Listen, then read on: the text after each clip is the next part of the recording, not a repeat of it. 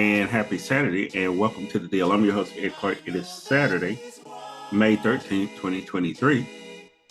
Happy Mother's Day Eve for all the mothers out there. And Val's not a mother. Hey, Val. Hey, glad I'm not here. Val's a dad, but he has to go get a Mother's Day gift. He better. So Val, let's get this going so I can get you out of there so you don't get in trouble. Okay. In the lead-in, I showed some video from downtown Raleigh. We're going to start in North Carolina today. And in downtown Raleigh right now, there are two protests going on. One for people who support this new legislation from the state of North Carolina that limits abortions to 12 weeks. And also puts a lot of restrictions on what you have to do. There's a 72-hour waiting period and a whole bunch of other stuff. And then, of course, the other people protesting are the people who are protesting against it. And those are a lot of doctors and so on that are saying that this will kill some women. Particularly, I heard one of the speeches this morning, and they were saying that the woman's problem was she had uterine cancer. And she got pregnant and also had uterine cancer. So she had to have the abortion to be able to treat the uterine cancer. But under this law, it would not have helped her out because she didn't find out that she was pregnant until after 12 weeks. Val, so I say all that to say, what's going to happen here in the state of North Carolina? There's a supermajority now. The Republicans should be able to override anything that Roy Cooper wants to do. But what's the upshot of this in the long run? Well, let's talk about that supermajority first. Just in case some folks didn't know, North Carolina legislature has to operate under the ruling of having a supermajority of people to go along with a bill or whatever, or the the governor's veto can override that. And of course, instead of being 2/3 like it is in the U.S. Chambers, in North Carolina, it's 3/5 of the vote. So it still can be overridden, but you have to have the proper number of votes. And we had one Democrat who switched parties recently to give the super majority to the House. The Senate already had it. So it's almost doesn't matter what the governor does. The only time it matters is if there are 2 or 3 lingering Republicans who haven't made up their mind and they can't get that 3/5 majority. Then the governor's veto really matters. But in this case that we're talking about here, the Republicans are going to stay fast and steady, and the governor's veto will not matter. They will override that, and it will go into effect. What the meaning of it is a lot of women's lives are going to be in danger. You just cited one particular case of uterine cancer. There are just tons of other examples that women could be suffering from, illnesses and problems that require an abortion or abortive procedure beyond the 12-week mark. It's in many cases, if there's no medical procedure involved, most women are not aware at 12 weeks that they are in fact pregnant. So that is it's draconian, but these evangelical, super right-wing so-called Christians, they got what they wanted. They wanted to stop abortions in the United States of America. It doesn't make sense because it's still going to happen. You have to go back to the pre-Roe v. Wade days when the symbol of the day was the coat hanger, which meant terrible things for women, that they were resorting to unsafe, unhealthy measures to abort a pregnancy that they did not want at all risk and cost. And I'm afraid that in some cases we'll be going back to that. The right wing of the Republican Party seems not to care about that. Some so-called Christian evangelicals seem not to care about that. And it portends bad news for women in North Carolina and neighboring states here. Yeah, because a lot of women have been traveling to North Carolina to get services because it was one of the few southern states that hadn't done anything, like you said, draconian in terms of legislation. One of the things that I did also look at, Val, this week is what the numbers say. And we don't like, and you're fond of telling me this. People don't like statistics. They don't like numbers. They don't like because it's the truth, right? They don't want to see it. But I said, well, how many people get abortions, right? And what do the numbers look like over time? And I saw one CDC report in 1973, the year Roe is fully in effect. It was 615,000 abortions across the United States for whatever reason. Guess what the number was last year, Val, according to CDC? 615,000. And there's many more Americans than before. And the high water mark was in 1984 at an estimated 1.4 million abortions. So it's come down precipitously. And one of the reasons is that also contraception is much more readily available. I don't think people realize this, Val, but up through most of the 60s, contraception was illegal in some states. They would arrest people if you had birth control pills.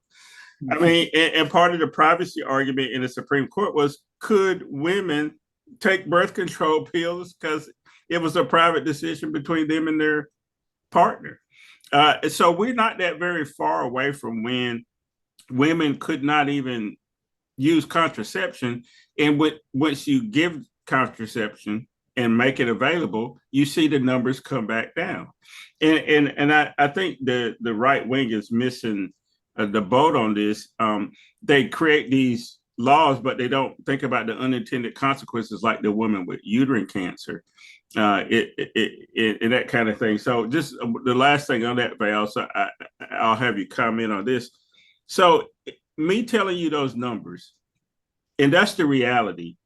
Why do we never be able to seem to get across the real numbers and things like that? Are people just like too busy watching Real Housewives, or what's the deal? Atlanta Housewives or whatever. They are distracted by some other means here. There's no question about that. But I go back one more step even before then. If you go back to the 70s, as you were talking about, 73, and maybe a decade before that in the 60s, we were trying to convince the Chinese that they ought to control their population, even through abortion, if necessary, because they were putting too many people on the planet.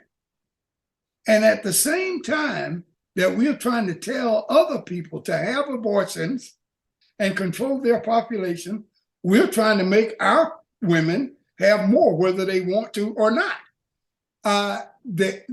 The arrogance of that attempted control of the whole procreation process is unbelievable. I mean, at what point is it too far for the ultra right wing to go to have control over everything and everybody, about everything? Because that seems like where it's going here, where they want to go. They want to control everything, like some IT folks want to control everything from their laptop. They don't want to go in or do anything. They want to control everything. The ultra right wing in this country, politically, Ed, wants that kind of control over everything. We better get our heads out of the weeds just a little bit and peek up and see what the larger ramifications and issues are here to what these guys are trying to do. It is to enact 100% and total control over life on this third rock from the sun called Earth. They want to control it all, including human beings, We call them Homo sapiens sometimes. But including these people, they want to control that whole process.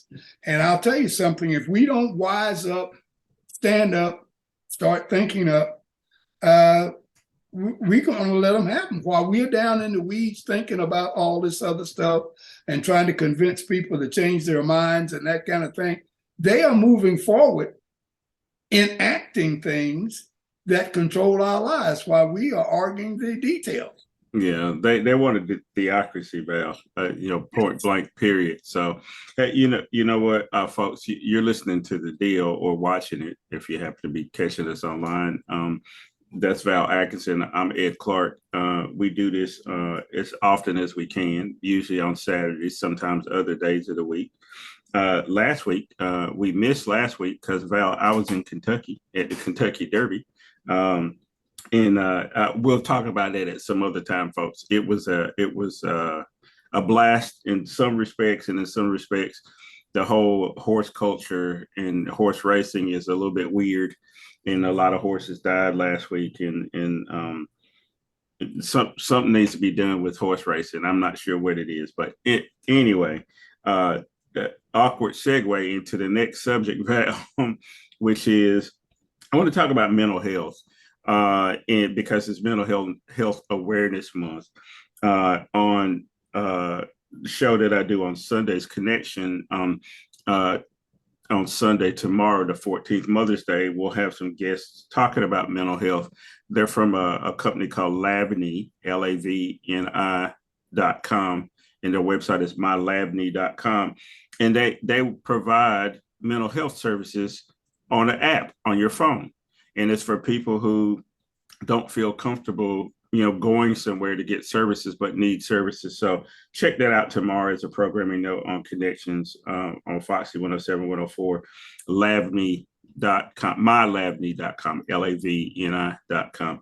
And Val, the reason why I want to talk about mental health is in New York on the subway, a young man who appeared to be suffering from mental health issues gets choked to death by a former Marine who takes it upon himself to try to protect the people on the train when he wasn't in danger. Let's take a look at this clip and then we'll talk about it. Daniel Penny, a 24-year-old former U.S. Marine, is charged with second-degree manslaughter after he choked a subway passenger to death. It was on the New York Metro, May 1st.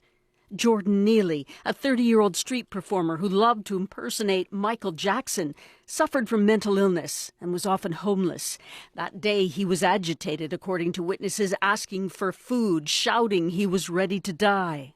Daniel Penny pinned him to the ground, put him in a chokehold for several minutes, and kept the pressure on for some time after Neely stopped moving. Mr. Neely did not attack anyone. He did not touch anyone.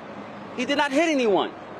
But he was choked to death, and that can't stand. The family wanted a murder charge. With manslaughter, prosecutors will have to prove Penny may not have intended to kill Neely, but acted recklessly, choking him far longer than needed to subdue him. And he chose to continue to hold that chokehold minute after minute, second after second, until there was no life left.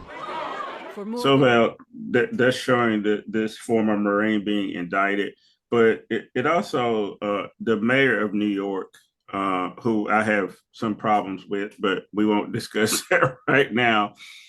New York had been, and it still is, one of the safest, largest cities in the world for a long time.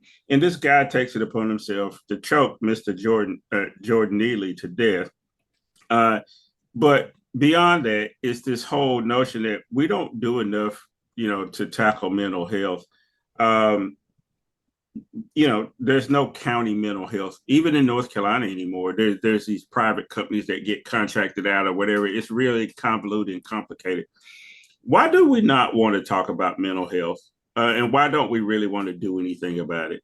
I mean, because that's the feeling I get, because I see more and more homeless people, and a lot of that is tied to mental health. Well, one of the reasons, Ed, is the real decision makers in our society and our culture feel that if there is a need for mental health assistance, they have the resources and the wherewithal to go out and purchase it. And if you need mental health assistance, you need to purchase it as well. You know, I'm talking about the 1%ers. That's the way they feel about it. And they don't feel, and listen to here, this is where it's so funny here. They don't feel that their tax dollars should be going to purchase something for someone else. And the reason I say it's so funny, because they don't pay taxes. They don't pay taxes, but they claim that they do. And the only concern, the biggest concern that I have with this is they want to consider themselves the arbiter of choice to determine who gets what out of the tax money that they don't contribute to. And the other part that one other reason we're having problems with this is the people who are trying to provide mental health services, the first responders, in many cases are not qualified to be doing that sort of thing. We're talking about police officers and firemen coming to try to deal with a mental health issue when it should be a social worker who's been trained to do that, maybe even a psychologist or psychiatrist who's been trained to do these kinds of things. They are left out, and you get police officers there who's trying to make this a legal issue by claiming the guy's resisting arrest. Now it does become a police problem. That's what they're trying to do, is make it their business so they can get their quotas or whatever. At any rate, they don't belong on that scene. You don't need an armed, sworn officer to deal with mental health issues when a guy thinks he's seeing things that really aren't there. You need somebody that can talk him off of this. But that's one approach. But you need the fortitude and the wherewithal to really enact legislation and policy changes in places like police departments and fire departments, in municipalities, in city government and county government, changes that will make it necessary to call out professionals for the type of problem that you have. You don't see them calling the maternity ward for a bank holdup, right? They don't call doctors on the maternity ward for that. They call police officers. Why are you calling police officers when there's a mental health issue? It's not a rocket science here. It should be figured out. Well, it should be, but it ain't. And we're going to figure it out. We're going to help them figure it out. But before we do that, we're going to take a break. And when we come back, what I want to do is, Val, I want to talk about the debt ceiling, but I also want to talk about the Republicans and their shenanigans around the country, especially people like Greg Abbott and Ron DeSantis, and what they're really up to, and how they could ruin all this if they allow the debts of the United States not to be paid and for the credit rating in the United States to go bad. So stay right there. We'll be right back after this.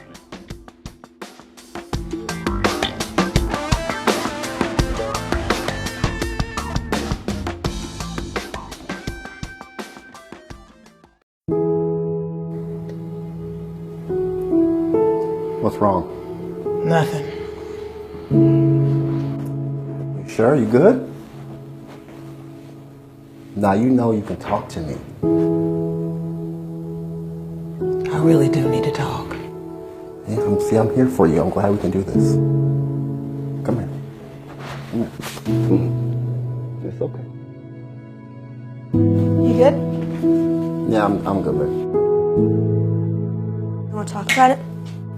No, I told you I was good. You can sit down. Come on.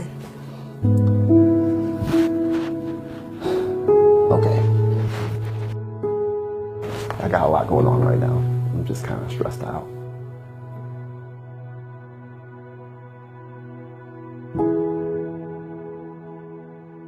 In the first place. Right, well, it's sort of like a household budget, Kelly. If you could pay your water bill and your electric bill, but not pay your mortgage, not pay the bigger ticket item and conserve some of that cash, then maybe you could stumble along and make it work. But Treasury's never been in this position, and they're extremely conservative about how to do this. And there's certainly a lot of payments coming due. Social Security payments, veterans benefits, federal salaries, tens of billions of dollars that they'll need to pay. And June 15th is when the tax revenue comes in. CBO says If Treasury can make it to June 15th, then based on how much cash comes in from some of those tax receipts, maybe it could make it to late July without a default. But there's, of course, a lot of ifs in there and a lot of conditions on, what exactly Treasury decides that it can and must pay and, what actually ends up coming in on June 15th. Right, exactly. Ben, let me turn. And welcome back to our second segment of the deal. I'm your host, Ed Clark. That's Val Atkinson. And we're just chopping it up like we do every week, talking about the news. We started out talking about North Carolina and its draconian abortion rules, trying to limit it to 12 weeks, and also putting a whole bunch of restrictions on women, Val, that I think they don't ever look at the real possible consequences until their wife or their daughter has uterine cancer or has an ectopic pregnancy or whatever else. And then I assume that they're going to want exceptions to be made. But it puts us in a situation where Governor Roy Cooper in North Carolina has said he's going to veto this, but it appears that there's a number of people lined up to overturn it, and there should be enough based on North Carolina rules of supermajority. So we'll see what happens next week, Val. We also talked about mental health a little bit. Again, a programming note, if you happen to be up tomorrow morning, Sunday morning, 8 a.m., WFXC, WFXK on Connections, we're going to talk to some folks from a company called mylavany.com about mental health and mental health services. So, and then we talked about Jordan Neely and his murder on the New York subway, a fellow who needed some mental health services. So, Val, on the way back in, there was a clip about the debt ceiling and what the ramifications of the United States defaulting and not paying their debts. And the deadline appears to be in 2 weeks, around June 1st, if no debt ceiling agreement is reached. The Republicans came to the White House, Val, and again started their bullshit. And I'll just say what it is. Started their bullshit saying, that President Biden has to agree to cuts in services and also putting some restrictions on receiving aid like food stamps and those kind of things, which don't exist anymore for in the real sense. And stuff like TANF doesn't really exist anymore, where there's just people who get aid right directly. There's all these stipulations in states, but nevertheless, the Republicans use that as a talking point that we're trying to save the American people a whole bunch of money from all these deadbeats, right? That's their thing. They've been saying it for years, but that's not true, Val, because we know that the person who ran up the deficit was Donald Trump with his tax cuts for the rich people. So here's your question, Val. We know that, you know that, I know that, everybody in Congress knows that's the real story. How far will the Republicans push this? Will they push it to the brink and put the credit of the United States in jeopardy, or will they reach some sort of agreement with Joe Biden and Congress before it's too late? I think an agreement will be reached, but it will be because of capitulation on the part of Joe Biden. It will be a cave-in on the part of the Democrats, because Republicans don't care if the economy goes south and in the ditch, because they want to destroy the system that we have now, because they can't win with free, fair, unfair elections, a fair and just economic system. Their policy ideas can't work and can't win with that. So they want to bring everything down. So it doesn't hurt. I mean, this is what they want. So they figure they might as well get something for it if you're going to save it. And what they want Democrats to agree to issues involving the budget that they couldn't even get out of committee otherwise. They couldn't even get it off the table for anything. And it would make their constituents, their representatives in the House, it would make them vulnerable to their constituents if they had to go on record to vote against SNAP and TANF and all these things. So you don't want it done this way. You want to do it behind the scenes and make Joe Biden and the Democrats agree to that in order to save the baby. It's the old King Solomon thing about cutting the baby in half and giving one half to both of the claimants. And then the real mother steps up and says, no, give the whole baby to her to save the baby. And then he says, okay, I know who the real mother is because you're willing to give the baby up in order to save it. Democrats always end up being the real mother. And there's another words that follow that mother that I won't use on the air right now. But Democrats always end up doing that. That's why, to answer your question, what are the Republicans going to do? They have seen time and time again with a Republican legislature and a Democratic executive that the Democrats always cave. They always give up with a little bit of help from the media. And the media will be coming in within the next week or so asking Democrats, well, why don't you, is there anything you can give? Is there anything you can cave in on so that the Republicans won't put us in danger? And then there's pressure on the Democrats to cave. And after a while, they will cave and then go back and try to sell its constituents, the supporters, you and I, Ed, try to sell us on the idea that, well, it's not that bad. They wanted us to cut off 2 limbs of grandma's lower extremity, both of them. And we talked them into just at least leaving her with one, only cut off one leg. So we won, we got a deal, you know, that's what they like saying.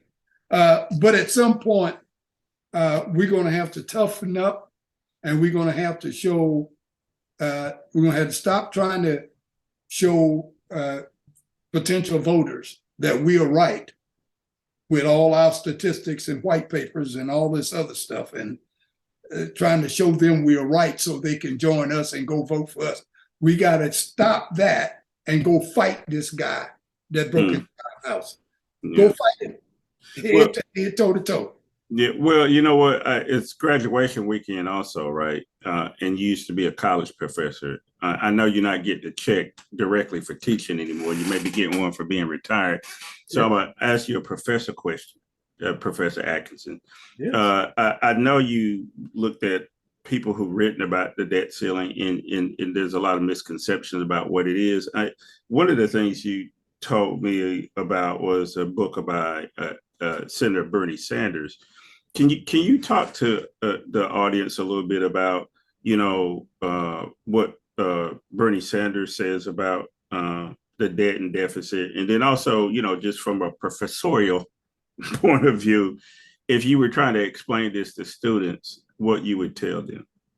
Well, if I was trying to explain this to students, which I have done in the past, Ed, I would first of all tell them that what the debt is that's accumulated in bills that we've already spent the money for and on that we haven't yet paid. But we promised when we made our contract to gain services and products that we would pay this bill in a given time frame. And when you don't pay that bill, it's called defaulting on your debt. And that has an impact on your credit standing. And I talked to them about that in terms of they may have good credit now or they may have no credit now. But at some point in the very near future, once you graduate college and go out to the world, people are going to make decisions as to whether they want to give you a loan for a car, or a loan for a house, or even give you a loan to buy a new wardrobe. They'll make that decision based on what your credit scores are, your credit rate. And that's based on the habits that you've gone into in the past of paying your bills on time, paying your bills that you have already created. That's what we're talking about the debt. Now, the United States doesn't have enough money to pay for all of the products and services that they use at the time of use. So we go into debt, but the Congress has to approve that. They have to oversee that and approve that. So the Congress has to say, okay, we'll approve going into debt $3.8 trillion. That's the way it was a few decades ago. That number has gone up by a factor of 10. Okay, now, what is going on right now is that Now it's time to pay, and you've got to pay that, or your credit rating goes bad, and we can still loan you money, but we're going to charge you a higher rate of interest than the guy who's got good credit, okay? And so the taxpayers are on the hook for that. When we have to pay a higher rate of interest, then taxes go up so that the country can pay for that. So we're on the hook for that, we as taxpayers. So it's a big thing. We've got to pass that in order to go forward to pay our bill. And the Republicans see an advantage here. Okay, all of those things that I want you to cut, Social Security, Medicare, TANF, SNAP, all of those things that I don't like, that I can't get you to cut.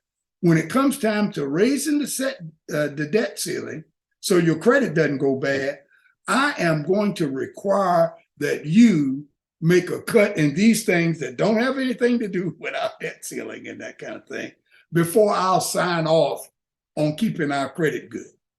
Our credit, not your credit, our credit. And so that's what's put Democrats in a quandary. You know, they almost have to go along with the Republicans to cut programs that's needed that don't have anything to do with the debt ceiling, but these Republicans are making you do that in order to keep our line of credit good. That's as best as I can explain it to them. Well, no, Professor, I think you did very well with that. And when the pop quiz comes, I think I'll be able to pass. So Val, here's the larger point is that Republicans have found a way to be in control of a lot of things when they don't have the majority. If you look at poll after poll, it always says that people are opposite of the position that Republicans take. Let's take, for example, here's a segue for you. In Florida, Ron DeSantis is about to try to destroy Disney, right? You know, the reason why people come to Florida, for the most part, is to go to Disney or one of those associated parks. It's tourism that drives Disney. You're telling gay people not to come.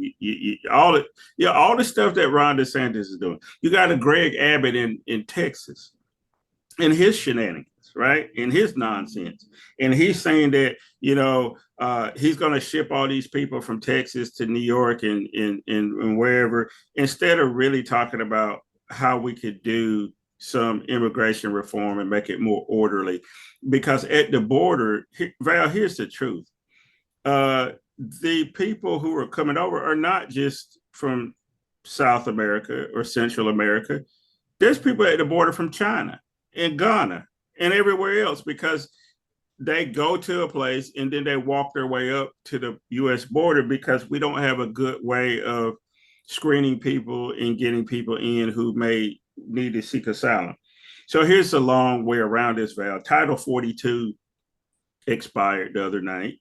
There was not a big push of people at the border. Let's look at this, and then we'll wrap this segment up. Title 42, as you said, expired last night, and there has not been any of the surges or chaos that many predicted here in San Ysidro. In fact, take a look behind me. This is pretty much what it has looked like all morning long. We have talked to people from all over the world, from Afghanistan, from Turkey, from Ghana, and many, many more places, many of whom had no idea what Title 42 was or that it had expired. And you can see this right here, where you see the cement columns. That is the U.S. side. If we pan upward, you can see that iron gate up there. That is Mexico. And migrants right now are camping out in between the two gates.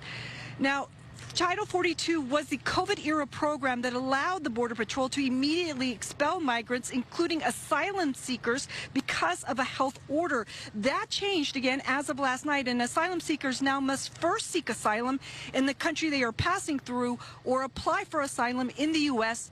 online. If they cross without documentation, the Biden administration says they will be barred from the U.S. for 5 years and could face criminal prosecution if they return. The administration says they want to deter people from turning to human smugglers and attempting dangerous crossings. Now, we're told that about midnight, the border. So, Val, so here's a local TV station. They're down at the border. They're saying it's the same number of people here. They interviewed people, and the people said, I don't even know what Title 42 is. People don't know what it is that are trying to get here. There's always a stream of people trying to get in the United States, and the Republicans, like Greg Abbott, like DeSantis, and people like that, use it as a prod all the time for their voters to say, see, look, we're being overrun by immigrants. See, we need to ban abortion. See, we need to ban these books, blah, blah, blah. Are they winning, Val? Despite the fact that if you read all the polls, people claim they don't follow along with any of this stuff. They want to take their kids to Disney. So what's happening here? Well, what is happening is the Republicans have found the Ginsburg spot. And what they found is that there's something that they've turned into a verb, and it's called primary. They found out that elected officials who happen to be Republicans are afraid to death of being primaried. They are afraid to death, and you can get them to do just about anything if you threaten them with losing the primary. If you understand that and you use that as a benchmark to any question you may have about the shenanigans and activities of Republicans, whether they be DeSantis or somebody down in Texas that is pretending to be the governor. It's all comes back to the same thing. These guys are afraid of being primary, okay? And they lust power. So they're saying you cannot have MAGA vote. You cannot have conservative right-wing Republican votes in the primary election if you don't take these positions. And if you don't do this, and if you don't do the other. So that's the key to all of these things that DeSantis and what's the other fellow's name? Abbott. Greg Abbott are doing. That is the key. They are pawns. This is not something they want to do personally, Ed. They know which side their bread happens to be buttered on, and they can't take any other position. So when they start talking about which books can be read, or even what teachers can stand up in class and read out loud, you know, what that can be and can't be. They've even got states that are now talking about the display of the 10 Commandments and making it mandatory that the 10 Commandments are displayed in all classrooms. And they're talking about possible Bible reading. I didn't say religious book reading, Bible reading in class by teachers for students. How far do you have to go before you understand what these guys are doing? They're doing everything in the world to saying, I'm going to act like a fool, I'm going to ignore your laws, and you're not going to do anything about it. Yeah, well, I'm going to keep doing that, and all you're going to do is get down in the weeds and try to convince people that I'm wrong. And I keep telling you 1 and 1 are 3, and you still try to show me all of this stuff that 1 and 1 and 2, and I say no, it ain't. And we keep playing this game, and you a fool. You keep trying to convince me that 1 and 1 are 2.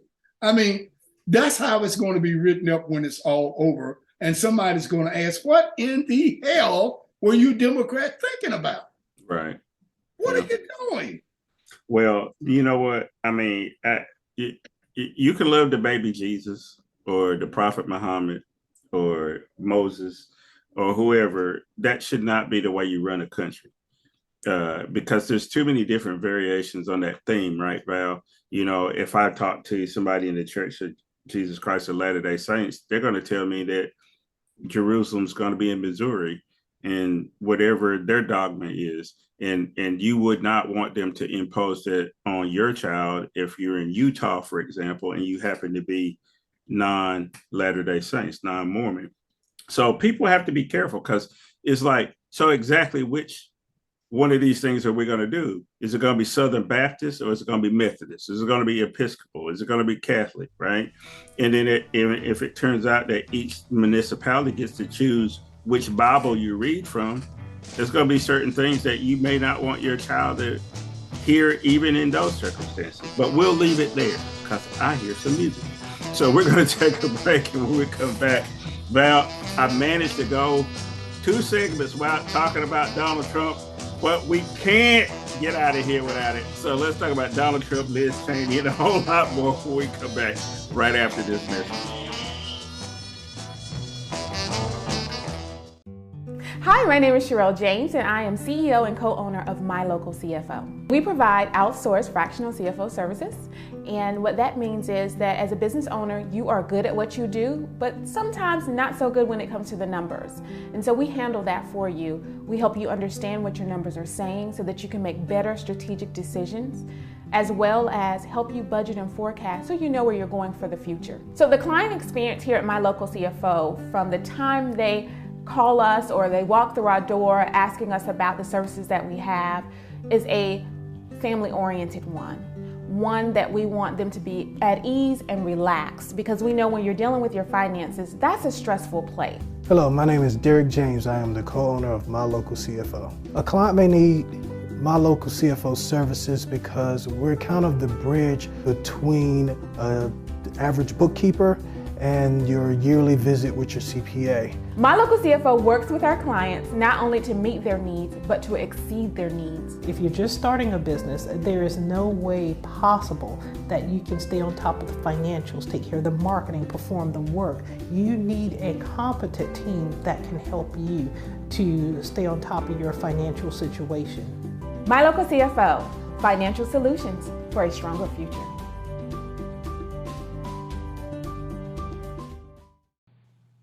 I say to the Republicans out there, congressmen, senators, if they don't give you massive cuts, you're going to have to do a default. And I don't believe they're going to do a default, because I think the Democrats will absolutely cave, because you don't want to have that happen. With Title 42 set to expire, leading to a major change in U.S. border policy and expected growing crisis at the border, Mr. Trump did not rule out reviving family separations at the southern border. When you have that policy, people don't come. If the family hears that they're going to be separated, they love their family. They don't come. And welcome back to our third and final segment of the deal. I'm your host, Ed Parker. Saturday, May 13, 2023, Mother's Day Eve. Go get your gift for your mama. If your mama's still around, you're a lucky person. Mamas are good. Mamas make a cake. Remember your birthday. All that stuff, and when you don't have a mama, you know, it's just not everything, but it does. I mean, you could be old people like us who still think about those things that mama used to do that people don't do for you anymore. So not only did she fix the scrape on your knee, but she brought cupcakes to school for your birthday. So do something for your mama, people. Anyway, Val, on the way back in, guess what? I had to show a clip of Donald Trump. And now, you know, I hate doing that, but he had a town hall meeting, Val, on CNN. First, let's deal with that first. What the hell? What was CNN thinking? Why did they think that's, one, even made any kind of sense? And two, how's that fair to Asa Hutchinson? He's running for president. He's a Republican. When is Asa Hutchinson going to get a town hall meeting? So, number one, deconstruct for me what CNN was doing in their town hall meeting. And they kept calling him Mr. President. Oh, my gosh. Go ahead, Val. I'm with you on that, Ed. I can't seem to figure it out. But stepping back just for a minute and looking at it under the title of gaslighting, you know, when Wikipedia or whomever decides to really have a big story on gaslighting, the first page should have a big emblem of CNN there and Donald Trump, because that's what they tried to do here. Fox has been in a lot of trouble based on their biggest guy, their biggest advertising guru, a guy by the name of Tucker Carlson. Okay. Once he got in trouble and Fox's aura of domination started to slide, CNN said, this is our chance, because they had been moving this way to the right for some time. So this is their chance. They're trying to capture an audience, a slice of the audience that's discontented with Fox and the way they've been handling things. They want to be the new Fox. So they decided one of the things we'll do, we'll step in and give Donald Trump a town hall, and it really solidified and almost verified my opinion of Anderson Cooper. Anderson Cooper was not a college professor. He was not a political author. He didn't serve in anybody's campaign. He never held political office. And I'm trying to think, okay, where did you get your wherewithal to be who you are with CNN? And it came from his mom and her popularity, and the fact that a lot of people loved her and her whole family.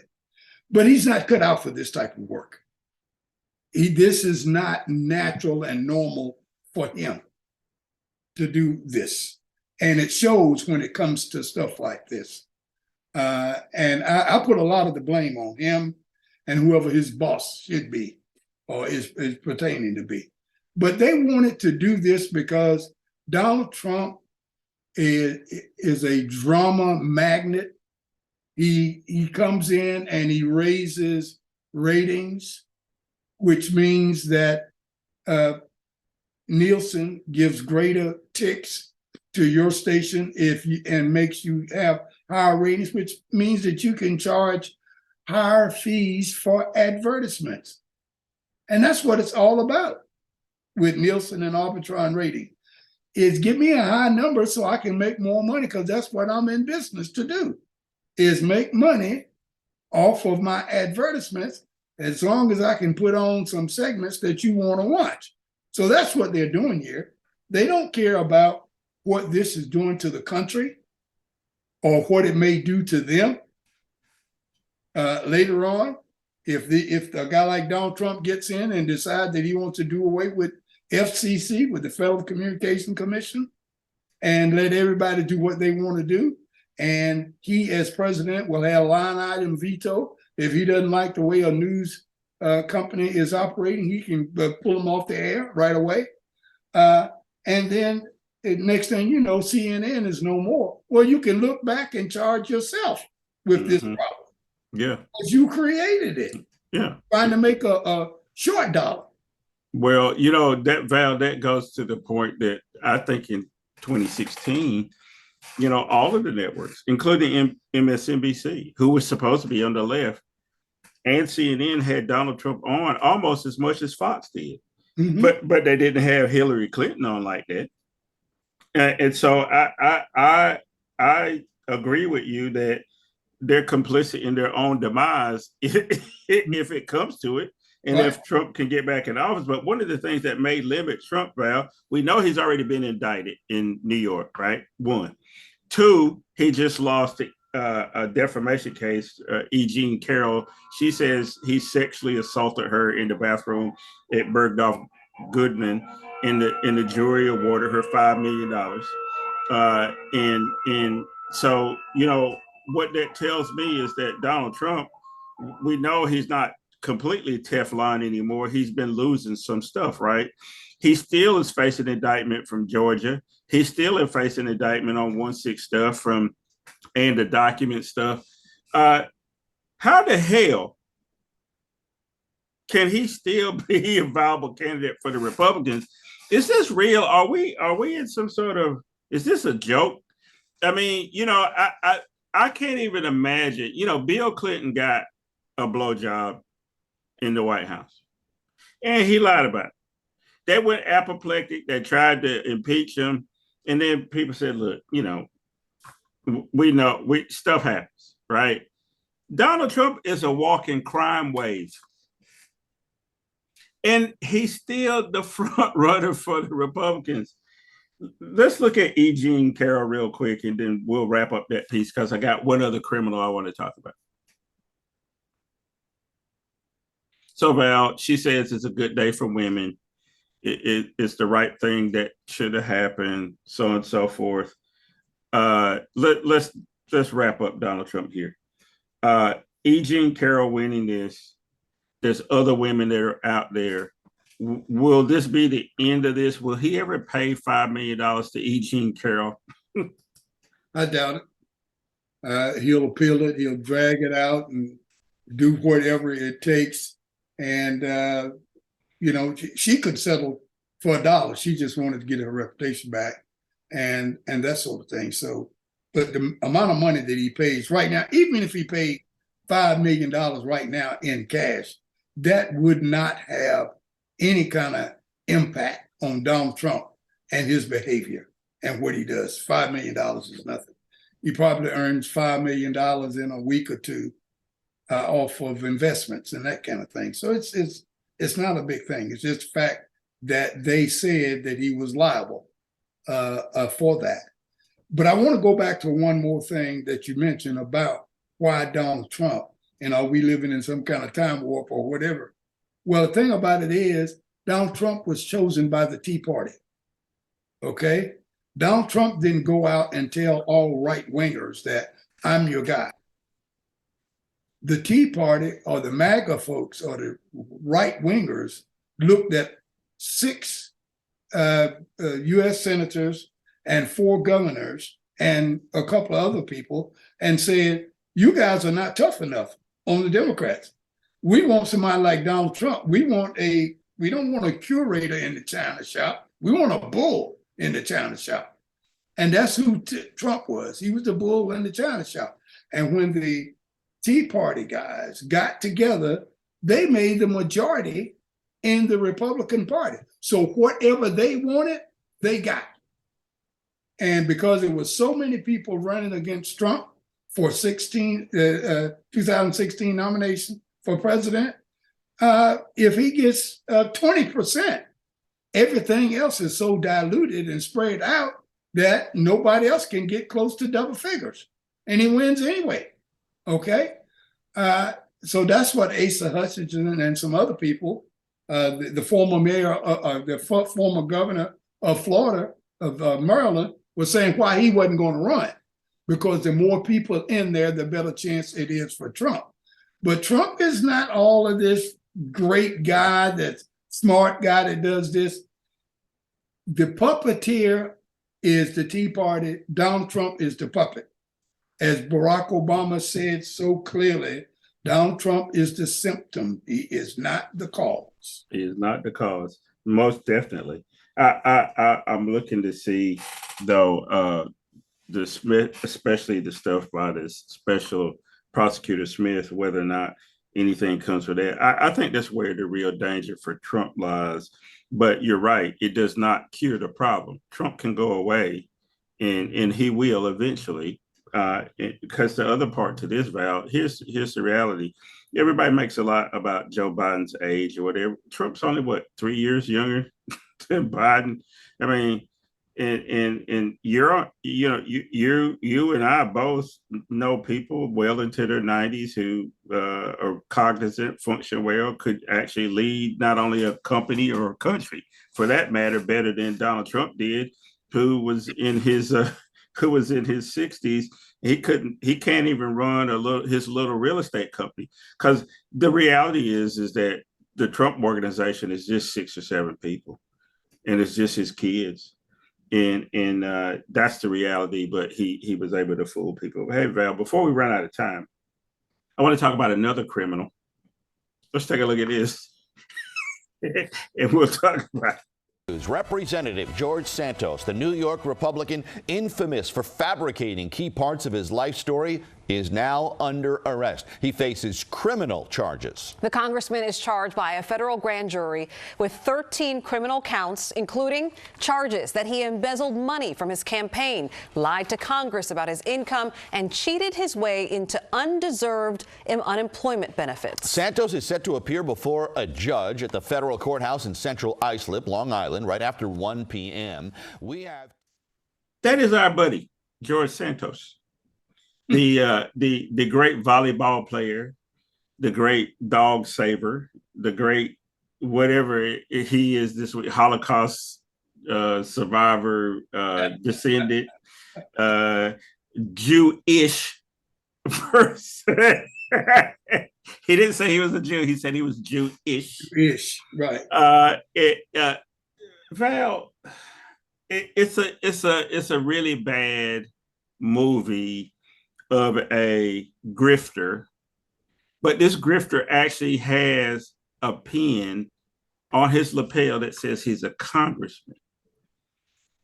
So I think it's back to what you were saying in some of our earlier conversations today about who the right wing picked to represent them. They're